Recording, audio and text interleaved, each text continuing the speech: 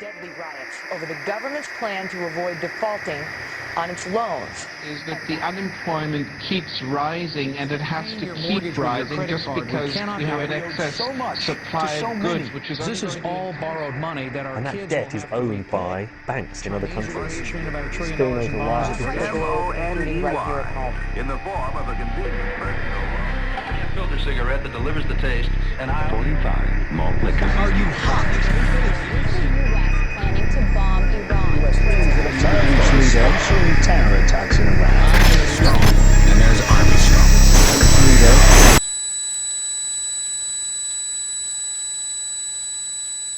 Modern psychology has a word that is probably used more than any other word in psychology. It is the word maladjusted. Maladjusted. I would like to say to you today that there are some things in our society and some things in our world for which I'm proud to be maladjusted. And I call upon all men of goodwill to be maladjusted to these things until the good society is realized. You know, economists are in fact not economists at all. They're propagandists of money value. This system is more wasteful than all the other existing systems in the history of the planet. So you're really dealing with not an economic system, but I would go so far as to say an anti-economic system. The problem we have is essentially the financial money sequence system. It's a system disorder, and the system disorder seems to be fatal. There is no profit under the current paradigm in saving lives, putting balance on this planet, having justice and peace or anything else. Disease supports medicine. It supports doctors and hospitals. But if you really were able to eliminate most diseases, you would eliminate professions as well. You have to create problems to create profit. Crime does create business. We have now roughly 2 million people incarcerated in this country. Many of them are in prisons run by private corporations who trade their stock on Wall Street based upon how many people are in jail. But that's a reflection of the culture in which we live, in which we've all, to one degree or another, endorsed.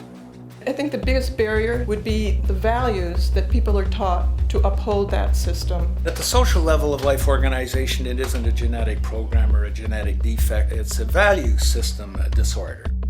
What you have to understand is that the intellectual culture of a society actually reflects the power interests in that society, the dominant perspective. In the past, throughout almost all of human history, the main threat to human survival was nature. Today it is culture. Not only does structural violence kill more people than all the behavioral violence put together, structural violence is also the main cause of behavioral violence. Some colleagues at Harvard studying this suggested that inequality acted as a social pollutant because it affects almost everyone in society. The immune system cannot recognize the invasive cancer, and it takes over the whole body until the body collapses. And we're in that spasming, collapsing form now. So the system has to be corrected, not print more money and give it to banks. That doesn't deal with the problem. Every level of life organization and life system is in a state of crisis and challenge and decay or collapse. The problems that we have today will continue to go on. This will never go away within a monetary system. It's clear that we're on the verge of a great transition in human life. That what we face now is this fundamental change of the life we've known over the last century. There has to be a link between the economy and the resources of this planet, the resources being, of course, all animal and plant life, the health of the oceans and everything else. This is a monetary paradigm that will not let go until it's killed the last human being. The in-group will do all it can to stay in power. And that's what you got to keep in mind. They'll use the Army and Navy and lives or whatever they have to use to keep in power. They're not about to give it up because they don't know of any other system that will perpetuate their kind.